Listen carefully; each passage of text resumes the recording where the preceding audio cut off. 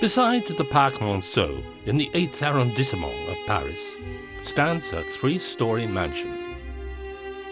It once belonged to a family called Camondo. Today, that family has ceased to exist. But the memories of this noble name still abound in this peaceful retreat.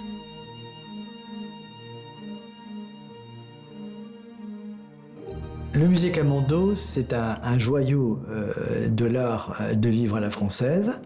C'est un joyau fait par un collectionneur, Moïse de Camondo, épris de culture française, épris de tout ce qui a fait la richesse de la France dans les domaines du mobilier, des objets, c'est-à-dire de la maîtrise d'art, des savoir-faire, dans toutes les disciplines, que ce soit effectivement le bronze, le mobilier, Sèvres et la céramique et autres.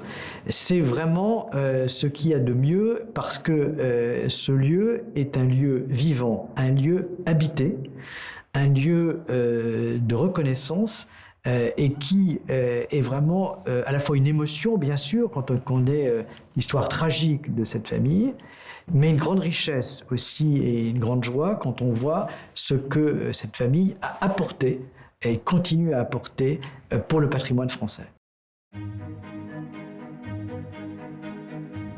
The Camondos were known as the Rothschilds of the East. They were an incredibly wealthy Turkish family of Jewish bankers. In 1869, attracted by the City of Lights, the family moved from Istanbul to Paris. Like the Parisian upper class, the Camondo brothers, Abraham Behor and Nissim, bought an estate near the Parc Monceau in 1870, a community then home to financiers and entrepreneurs.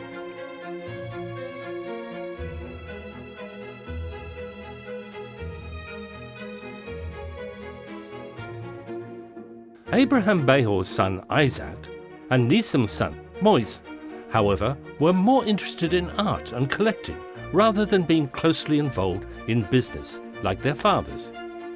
A rather private and prudent person, Moïse especially loved 18th century French decorative arts.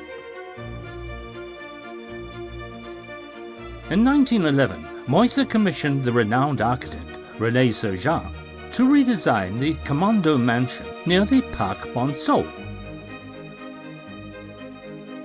He wanted a place for his 18th century reveries.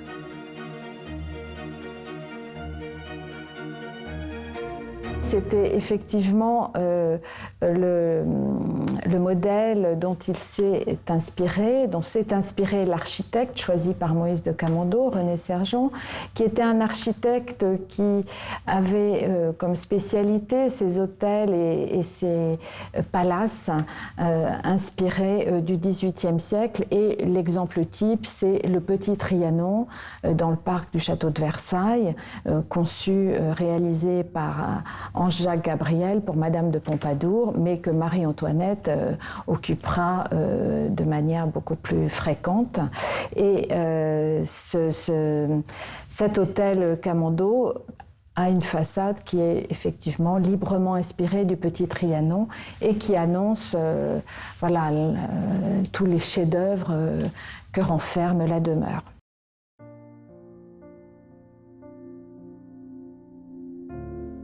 In memory of his son, Nissim de Camondo, who was killed in an air battle in 1917, Moïse named the mansion after his son. Later, it was bequeathed to the French state, along with all of the collections in the house. It became the Nissim de Camondo Museum. According to Moïse's will, the mansion has been fully preserved in its original condition. The collections are only allowed to be moved within the same room. No loans are permitted, and nor are new additions of either furniture or works of art. Fads and styles come and go, but this place has remained almost exactly the way it was. Time seems to have stopped here, preserving the whole world that Moïse de Camondo endeavored to maintain.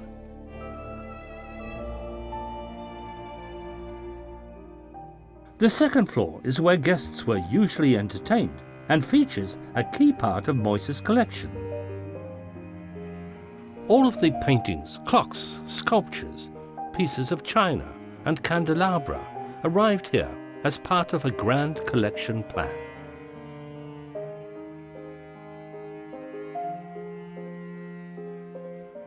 The great drawing room is immersed in a sea of white and gold. Exquisitely carved gold frames in neoclassical style encircle a rich selection of charming exhibits.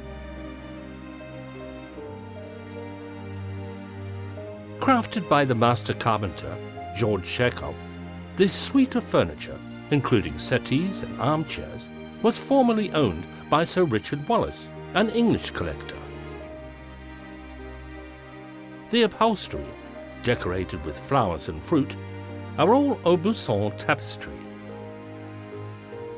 The tiered bonneau de jour ladies' writing desk was crafted by the cabinet maker Martin Carlin. It was made of tulip wood veneered oak and inlaid with 17 plaques of Sèvres porcelain.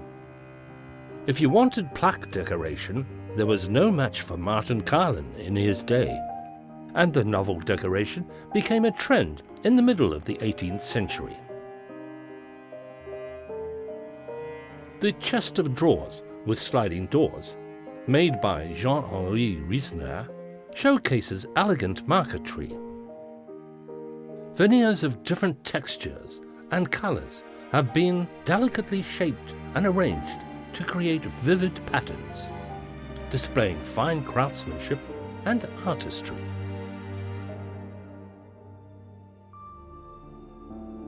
The Salon des Huet was named after the painter Jean-Baptiste Huet. It was designed to be octagonal at Moïse's request, so as to better accommodate Huet's pastoral paintings.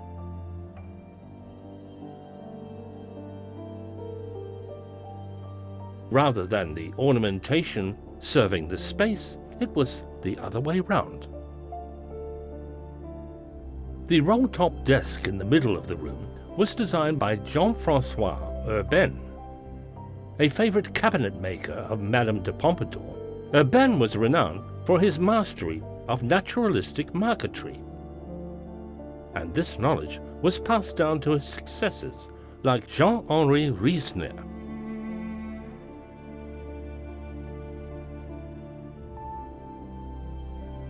Chinese turquoise glazed porcelain was a coveted luxury even in Louis XVI's era. The glazes, as blue as the ocean, maintained their soberness against the grandeur of the room. Out of the small Salon des Huet into the dining room, you are welcomed by French windows that open onto the garden and let in generous beams of sunshine. The Italian-style mahogany table dominates the center of the room. Expandable as it is, it can perfectly accommodate either a grand banquet or a small, refreshing afternoon tea.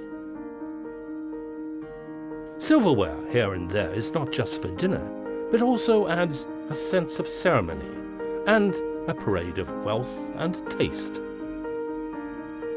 This silverware, commissioned from Jacques-Nicolas Rotier by Catherine II of Russia in 1770 for her lover Grigory Orlov, might have been one of the topics during dinner.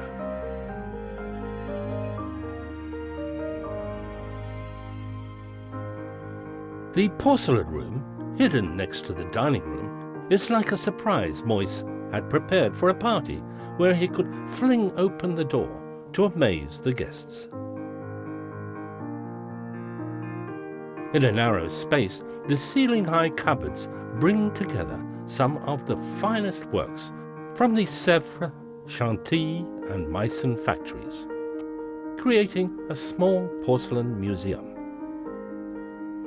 Echoing the return to nature theme of the Enlightenment movement, The Sèvres factory started in 1779 to produce a portfolio of sets painted with birds inspired by the natural history of birds by Georges-Louis Leclerc, Comte de Buffon. Moïse purchased most of the so-called Buffon sets. It is said that Moïse had his meals in this room when he was alone, accompanied only by the birds on the porcelain. Moïse de Camondo se spécialise très vite dans la fin de la période Louis XV, c'est-à-dire les années 1770, et surtout la période Louis XVI, Marie-Antoinette, donc juste avant la Révolution française. Donc ça, c'est très spécifique et la collection est très cohérente de ce point de vue parce que sur une courte période chronologique. Alors parmi les chefs-d'œuvre de la collection, on citera les pièces de mobilier, également des porcelaines de Sèvres et notamment des services aux oiseaux buffons extraordinaires qui représentent des oiseaux, enfin plutôt ce sont des services ornithologiques qui représentent de vrais oiseaux et ça c'est tout à fait caractéristique des Lumières à la fin du XVIIIe siècle. If the second floor was a showcase for outsiders, the third floor was more of a private space for Moïse. The rotunda-shaped library in the center of the mansion boasts a panoramic view of the Parc Monceau. The bookcase blends into the oak paneling effortlessly, stuffed with rare books, steeping the space in a rich and fascinating atmosphere. The 18th century editions of Greco-Roman tomes, bound in calfskin or red morocco, are juxtaposed with catalogues and periodicals. On the tea table made by Bernard Moritot in the middle of the room, there is the Gazette des Beaux-Arts, edited by Charles Efrusy, one of Moïse's friends and another collector.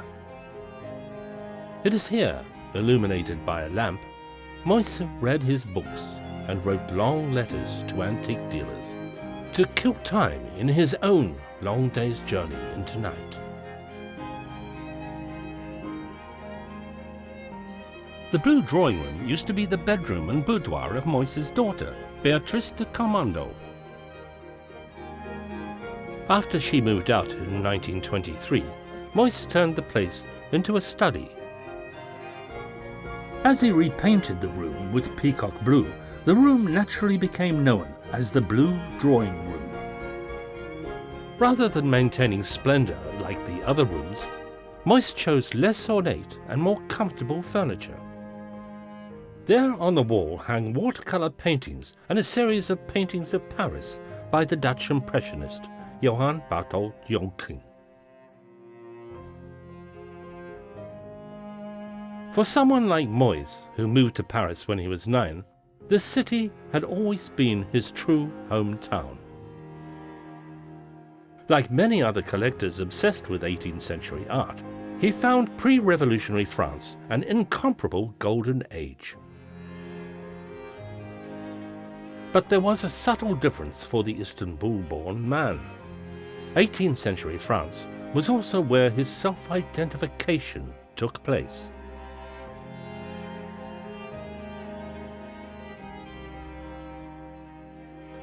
With objects that had survived years from that era, Moïse kept recomposing and redefining himself.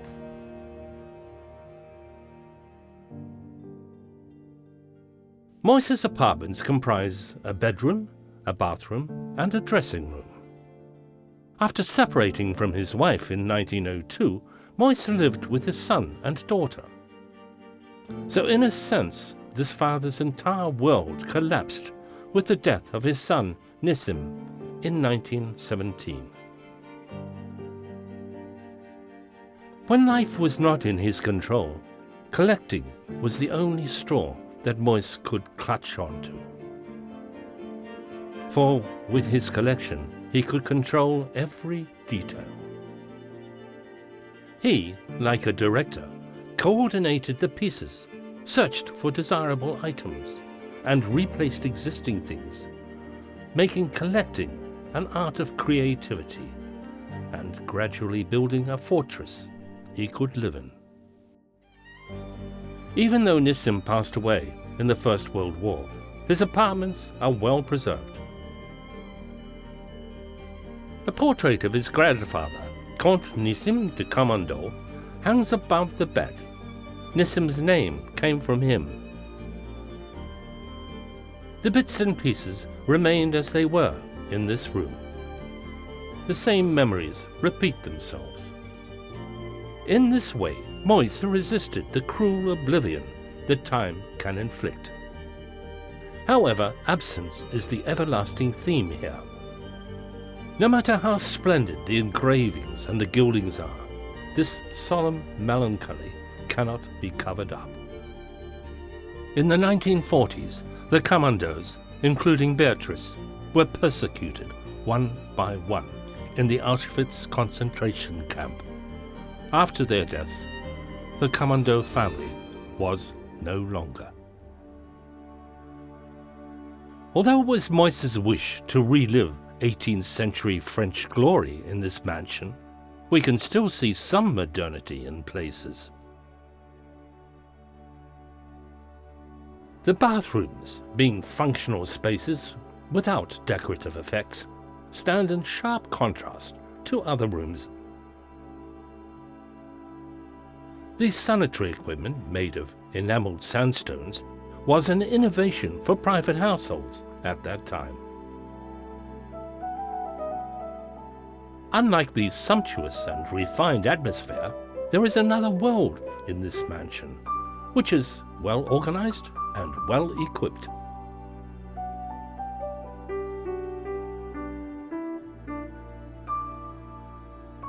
The pantry near the dining room stores some of the tableware. After the kitchen prepared food, a dumbwaiter carried the food to the pantry before it was served in the dining room. After a meal, the china and glasses were cleaned and stored here. In the kitchen, we can find the most advanced equipment of the early 20th century. This rotisserie was a wondrous device at that time. The cooking range was placed in the center of the kitchen. A variety of kitchenware was stored on the shelves. Chefs and assistants worked together here, preparing fine food for the family, and especially for the gourmet Moïse. La cuisine, c'est effectivement un espace qui a été restauré, qui était en parfait état. Moïse de Camondo était un collectionneur du XVIIIe siècle, mais il vivait comme un homme de son temps. Il appréciait le confort du début du XXe siècle et notamment l'équipement de sa cuisine est à la pointe des équipements en ce domaine. C'était aussi un gourmet, un gastronome, et il y a toujours eu par exemple un chef ici à l'hôtel Camondo. Donc la cuisine reflète également cette facette de sa personnalité. The inhabitants are gone, but the things and the memories that once belonged to them are well preserved here, alongside their exquisite beauty.